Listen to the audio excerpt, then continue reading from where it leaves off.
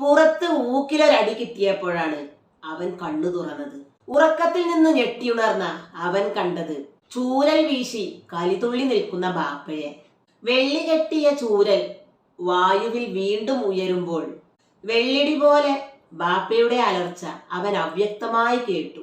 ബാലാലെ, ഇത് പിന്നെ പണി പറ്റിച്ചൂലേ? കിടക്കയിൽ നിന്ന് ചാടി എണീറ്റ് അവൻ പുറത്തേക്കോടി.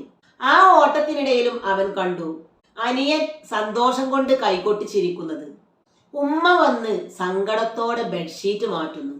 അപ്പോഴാണ് അവന് തനിക്ക് കിട്ടിയ അടിയുടെ പൊരുൾ മനസ്സിലാവുന്നത്. സംഗതി ലേശം മോശമാണ്. ബെഡ് വെറ്റിംഗ്, അതും ഒരു 8 വയസ്സുകാരൻ. അടിയുടെ പൂരം കൊടി കയറിയപ്പോൾ നിൽക്കക്കള്ളിയില്ലാതെ അവനിലെ ഷെർലക്ക് ഉണർന്നു. കൃത്യം നിർവഹിക്കുന്നത് താനല്ല എന്നവന് നന്നായി അറിയാം. പക്ഷെ കിടക്ക നനയുന്നുണ്ട് എന്നത് പരമസത്യം. അപ്പോൾ പിന്നെ ആരാണ് പ്രതി? അധികം വൈകാതെ അവൻ പ്രതിയെ കയ്യോടെ പിടിച്ചു. മറ്റാരുമല്ല, സ്വന്തം കൂടപ്പിറപ്പ് തന്നെ. ചേട്ടൻ കിടത്തം ബാപ്പയുടെ കൂടെ കട്ടിലിൽ, അനിയൻ താഴെ ഉമ്മയുടെ കൂടെയും. ഉറക്കത്തിൽ അവൻ അറിയാതെ കിടക്കയിൽ വന്ന് കിടക്കുന്നു. കുറച്ചു കഴിഞ്ഞ് മൂത്രമൊഴിച്ച് നനവ് തട്ടുമ്പോൾ ഒന്നും അറിയാത്ത പോലെ താഴെ ഉമ്മയുടെ കൂടെ പോയി കിടക്കുന്നു. പിറ്റേന്ന് ഒന്നും സംഭവിക്കാത്തതുപോലെ നേരത്തെ ഉണർന്ന് ബാപ്പയെ വിളിച്ച് കുറ്റവാളിയെ കാണിച്ചു കൊടുക്കുന്നു. ഒടുവിൽ ഒരു രാത്രി മുഴുവൻ ഉറക്കമൊഴിച്ചിരുന്ന് കൊച്ചു ഷെർലക്ക് തൊണ്ടി സഹിതം പ്രതിയെ പിടികൂടുന്നു. ബാപ്പയിൽ നിന്ന് തനിക്ക് കിട്ടിയ അടിയുടെ പരീക്ഷ സഹിതം അവന് തിരിച്ചു കൊടുപ്പിക്കുന്നു. ഈ കഥയിലെ അനിയനെ അധികമാരും അറിയില്ലെങ്കിലും ചേട്ടനെ ഇന്ത്യ മുഴുവൻ അറിയും. സ്വന്തം ജീവിതത്തിൽ നിന്ന് ചോര പുരണ്ട താളുകൾ പറിച്ചെടുത്ത് അനുഭവങ്ങളെ വായനക്കാരുടെ അനുഭൂതികളാക്കി മാറ്റിയ ഒരു എഴുത്തുകാരൻ, മലയാള സാഹിത്യ സാമ്രാജ്യത്തിലെ എക്കാലത്തെയും സുൽത്താൻ, സാക്ഷാൽ വൈക്കം മുഹമ്മദ് ബഷീർ. ബെഡ് വെറ്റിംഗ് ശിക്ഷ അറിയിക്കുന്ന ഒരു കുറ്റമല്ല, വെറുക്കപ്പെടേണ്ട പാപമോ പേടിക്കേണ്ട ശാപമോ അല്ല. ലോകത്ത് കുട്ടികൾക്കിടയിൽ കാണപ്പെടുന്ന സർവ്വസാധാരണമായ ഒരു മാനസിക പ്രശ്നം. പേരൻസ് ഒന്ന് ശ്രദ്ധിച്ചാൽ നിശേഷം മാറ്റിയെടുക്കാവുന്ന ഒരു നിസ്സാര പ്രശ്നം. പക്ഷെ പേരൻസിന് പേടിയാണ്. വെറുതെ ഓരോന്ന് ആലോചിച്ചു കൂട്ടി അവർ പ്രശ്നം സങ്കീർണമാക്കുന്നു. അതോടെ കുട്ടി കടുത്ത ഡിപ്രഷൻ അടിമയാവുന്നു. സാധാരണ 5 വയസ്സു കഴിഞ്ഞാൽ മിക്ക കുട്ടികളിലും ഇത് കാണാറില്ല. ചില കുട്ടികളിൽ 5 വയസ്സ് കഴിഞ്ഞും ഇത് കാണപ്പെടുന്നുണ്ട്. ഇത് കുട്ടികളിൽ ഒരുപാട് മാനസിക പ്രയാസങ്ങൾ ഉണ്ടാക്കുന്നു.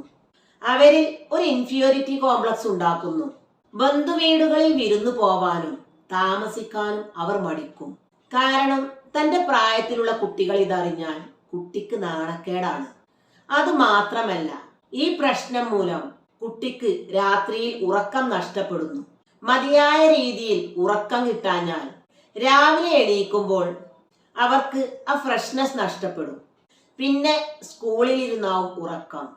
പഠിപ്പിക്കുന്നതൊന്നും തലയിൽ കയറില്ല. കുട്ടികൾക്കൊപ്പം കളിക്കാനും ഉത്സാഹം കാണില്ല. കുട്ടികളിൽ അവരുടെ എനർജി ഡൗൺ ആയി പോകുന്നു. അവരിലെ കോൺഫിഡൻസ് ഇല്ലാതാവുന്നു. പേരൻസിനും ഇത് വല്ലാത്തൊരു ടെൻഷൻ തന്നെയാണ്. കുഞ്ഞിന് വല്ല അസുഖവുമാണോ? ഇനി കുടുംബത്തിൽ വല്ലവരും ഇതറിഞ്ഞാൽ അതും നാണക്കേട്. എല്ലാ ദിവസവും ബെഡ്ഷീറ്റ് കഴുകുന്നത് അതിനേക്കാൾ പ്രശ്നം. ബെഡ് വെറ്റിങ്ങിന് കാരണങ്ങൾ പലതുമാവാം. കുട്ടികളിലെ ADH ഹോർമോണിന്റെ ഫങ്ഷൻസ് ശരിയായ രീതിയിൽ അല്ലാതിരിക്കുക, അമിതമായ പേടി, ദേഷ്യം, ലേണിംഗ് പ്രോബ്ലംസ് ഉള്ളവർ.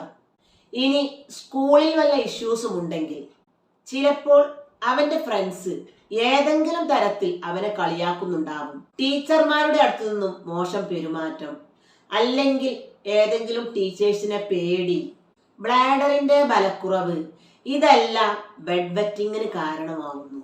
ഡീപ്പായി ഉറങ്ങുന്ന കുട്ടികളിലും ഇത് കാണപ്പെടുന്നുണ്ട്. പാരമ്പര്യവും ഒരു കാരണമാവാം. ചില കേസുകളിൽ കുടുംബത്തിലെ ആർക്കെങ്കിലും ഈ അസുഖം ഉണ്ടായിട്ടുണ്ടാവും. പെൺകുട്ടികളെ അപേക്ഷിച്ച് ആൺകുട്ടികളിലാണ് ഇത് കൂടുതലായി കണ്ടുവരുന്നത്.